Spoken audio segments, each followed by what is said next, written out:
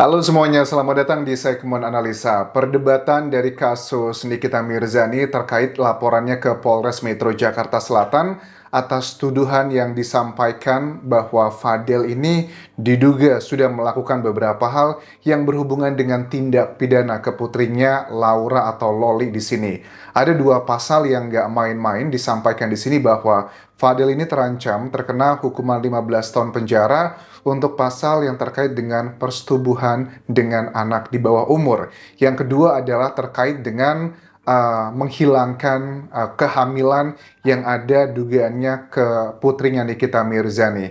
Dari dua tuduhan ini aja total hukumannya maksimal itu adalah sudah 19 tahun. Apakah dengan pemeriksaan Fadel kemarin di Polres Metro Jakarta Selatan ini sudah pasti dia akan dijebloskan ke dalam penjara ataukah dia akan bebas? Ada satu statement yang cukup unik pada saat Rasman Nasution, kuasa hukum dari Fadel ini ditanya dalam wawancaranya di sejumlah media massa. Waktu ditanya di TV One, kan hostnya tanya, Pak Rasman, apakah Anda yakin Fadel akan lolos dari jeratan kasus ini? Jawabannya itu adalah cukup unik. 50-50 alias 50-50. Alasannya karena ini perlu pembuktian. Dari sisi seorang Rasman aja yang kuasa hukumnya ada belasan timnya dia juga yang mendukung Fadel di sini, dia aja ngerasa bahwa nggak yakin 100%. Berbeda sekali dengan Fahmi Bahmid yang merupakan kuasa hukum Nikita Mirzani, dia sangat yakin bahwa apa yang telah dikumpulkan sejumlah barang bukti dan juga alat bukti seperti katanya dia sudah punya bukti yang berupa saksi, kemudian bukti tertulis dan juga visum yang cuma dibutuhkan dua alat bukti sebenarnya untuk menetapkan Fadel sebagai tersangka. Lantas bagaimana reaksi Nikita Mirzani pada saat mengetahui Fadel diperiksa Jumat kemarin, dia tidak langsung ditahan, tetapi masih bisa pulang dulu. Nikita Mirzani bilang yang lagi liburan ke Jepang ya katanya, kalian gak usah khawatir netizen, ini adalah sebuah proses gitu kan, ini ada penyidikan dulu ya, dimintai klarifikasi dulu. Nanti kalau sudah ada dinaikin statusnya menjadi penyidikan atau sidik gitu ya, itu artinya bahwa sudah ada temuan tindak pidana di sini dan Nikita Mirzani tetap yakin sih bahwa dia akan berhasil memenjarakan Fadel. Lantas bagaimana reaksi Fadel waktu kemarin diperiksa kurang lebih kayaknya beberapa jam dari sore sampai malam hari. Fadel kelihatan cukup pucat sebenarnya. Pucatnya apakah karena dia lelah atau karena dia nggak enak badan. Setelah diperiksa di Polres Jakarta Selatan, kata Fadel, gue ampe pusing karena banyak banget pertanyaannya dan gue harus konsentrasi baik-baik menjawab dengan sesuai fakta. Nggak yakin sih netizen yang berpikir bahwa kalau kita itu jujur sebenarnya nggak perlu sih berpikir terlalu keras untuk menjawab pertanyaan gitu. Karena kalau kita ngerasa benar dan yang kita sampaikan adalah fakta, menurut aku kita tidak perlu berpikir terlalu keras. Dugaannya nih, Fadel, kenapa dia pusing sampai ngejawabnya? Karena mungkin pertanyaan-pertanyaan yang sudah diprediksi oleh kuasa hukumnya, kalau ditanyakan sudah dihafalin. Kira-kira kalau ditanya A, jawabannya apa nih? Sudah dipersiapkan beberapa skenarionya. Mungkin Fadel itu pusing ngejawabnya karena harus mengingat-ingat apa yang sudah dinasehati oleh kuasa hukumnya. Itu arahannya ke sana sebenarnya. Terus Fadil juga bilang, yang dituduhkan dari mereka itu semuanya adalah fitnah gitu. Terus waktu diwawancara sejumlah media massa, kuasa hukum dari Nikita Mirzani kan bilang ke Rasman ya bahwa pokoknya terserah kalian mau membantah, mau diam, nggak mau diperiksa pun boleh-boleh aja. Karena menurut KUHP itu adalah hak kalian sebagai orang yang dilaporkan. Tapi yang mau saya ingatkan adalah begini, tanyakan ke klien Anda, ingat nggak peristiwa yang terjadi pada bulan April dan bulan Juni? Ingat-ingat saja apa yang terjadi. Nah, pertanyaan ini, statement ini, kemudian ditanyakan sama wartawan pada saat Fadel itu baru aja keluar dari pemeriksaan. Fadel, ada kejadian apa sih di bulan April dan Juni? Kemudian dengan gaya khasnya, Fadel bilang, iya, sudah gue jawab semuanya di atas. Apakah kejadian itu dugaannya adalah terkait dengan kekerasan? Fadel melakukan tindakan yang melukai Loli atau Laura? Ataukah itu adalah bulan di mana Fadel dugaannya menyuruh Laura untuk menghilangkan yang ada di dalam perutnya? Apakah itu juga mengarah ke sana? Karena dengan statement Fahmi Bamit yang merupakan kuasa hukum, juga sudah cukup lama ya menjadi kuasa hukumnya Nikita Mirzani, ada beberapa kasus hukum yang dihadapi juga selalu dengan dia udah ngerti apa yang dikatakan itu akan ada pertanggungjawabannya.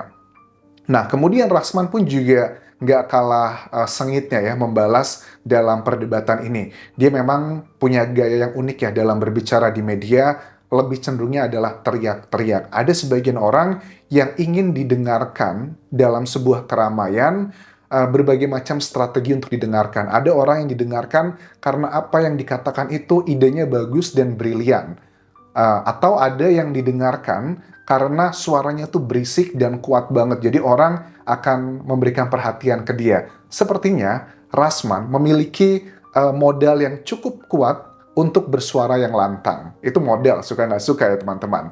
Kenapa yang diserang kok kuasa hukum sekarang gitu? Ini indikasi Nikita Mirzani, NM, katanya nggak siap melawan Fadel. Menurut aku, kalau yang diserang kuasa hukumnya adalah terkait dengan penyebaran kayak data-data pribadi, yaitu adalah berupa USG-nya Loli kan ya. Terus si Rasman kan juga udah kelihatan agak sedikit ketakutan sebenarnya. Dia bilang bahwa saya menyampaikan itu semua karena permintaan klien saya.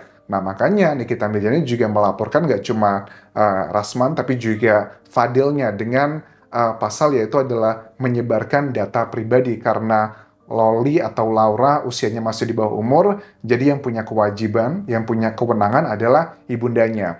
Ada seorang perempuan membiarkan anaknya di UK tanpa dibiayai, sampai Loli di sana harus melakukan pekerjaan yang berhubungan dengan pasal 303. Ini adalah mengenai perjudian. Jadi aku ingat isu ini adalah terkait dengan Loli, waktu itu diduga mempromokan, di-endorse oleh sebuah kayak aplikasi perjudian.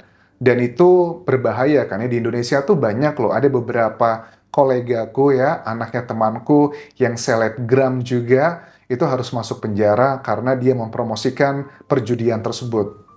Memang angkanya untuk promosi tersebut memang luar biasa gede ya, nilainya sih udah nyaris ratusan juta teman-teman.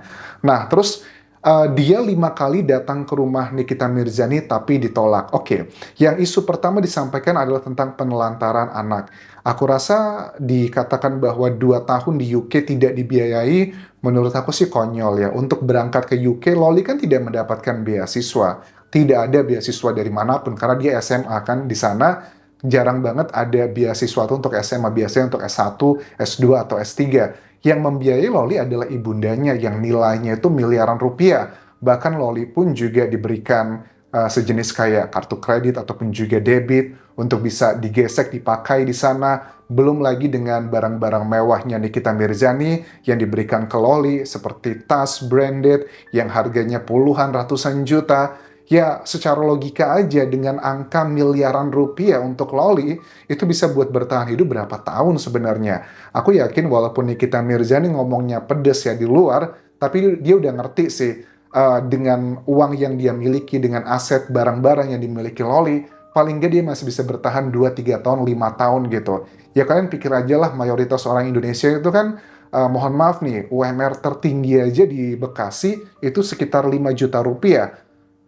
5 juta kali dengan 1 tahun tuh berapa? Udah 60 juta dia tinggal di Jakarta gitu untuk biaya hidupnya. Penghasilan Loli pun lebih dari itu sebagai seorang selebgram, ditambah dengan perintilan-perintilan lainnya. Jadi terlalu naif kalau dikatakan bahwa Nikita Mirzani menelantarkan Loli itu terlalu mengada-ada. Bisa dibuktikan nanti dengan print out segala macam biaya yang telah dikeluarkan untuk Loli selama 2 tahun terakhir ini aja.